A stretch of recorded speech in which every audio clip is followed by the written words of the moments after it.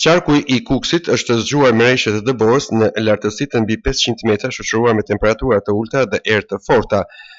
Në qoftë se para disa ditësh temperaturat shënuan deri në 23 gradë Celsius, ditën e sotme moti ka bërë kthesën duke i ulur temperaturat në -7 gradë Celsius.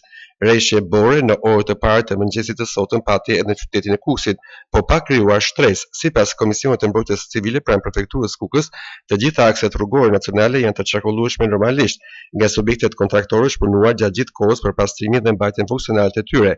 Sipas KMC-s, grupet e punës me mjetet e borpastruese kanë bërë pastrimin e rrugëve nga dëbora dhe shpërndarjen e kripës për të evituar ngricat si pasojë e uljes së temperaturave në verëlindje. Praniti dëborës ka në disa segmente Kukës tuneli Kalimashit i rrugës së Kombit. Nuk ka probleme me qarkullimin e mjeteve, ndërsa mjetet borpastruese janë në terren për të mundësuar lëvizjen e lirë të mjeteve. Autoritetet bëjnë thirrje drejtuesve të mjeteve të kenë kujdes të pajisen me goma dimrore dhe zinxhir kur udhtojnë për në zonat malore me prani dëbore.